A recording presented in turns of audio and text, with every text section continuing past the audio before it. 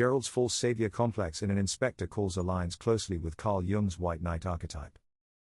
The white knight sees himself as a noble rescuer of a helpless woman, believing it is his role to protect and save her. Gerald's self-perception as Eva's wonderful fairy prince reflects this, as he frames his actions as heroic, while ignoring the underlying power imbalance between them.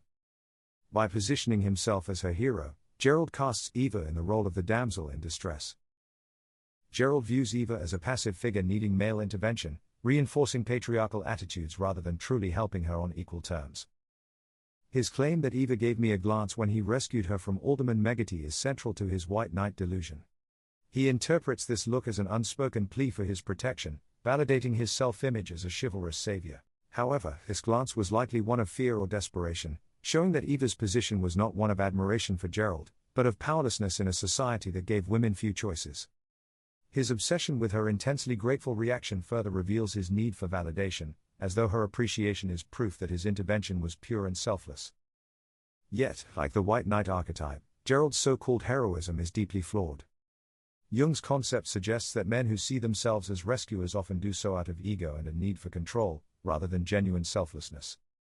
Gerald's actions reflect this, as his protection of Eva was temporary and conditional, lasting only as long as it benefited him.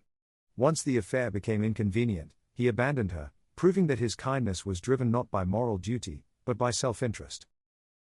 Although he claims he didn't ask for anything in return, Gerald's actions suggest otherwise. The character knowingly placed Eva in a position of dependence, making her feel obligated to accept his help, his money, and, ultimately, his affection.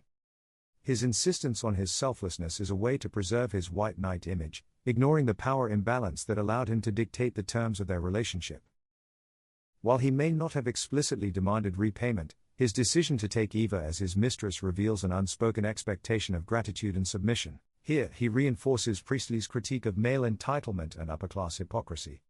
Priestley uses Gerald's character to expose the hypocrisy of the white knight mentality. Priestley shows how men from privileged backgrounds justify their exploitation of women by presenting themselves as their saviors. Rather than acknowledging his role in Eva's downfall, Gerald clings to the illusion that he was her protector, reinforcing the very societal structures that led to her suffering.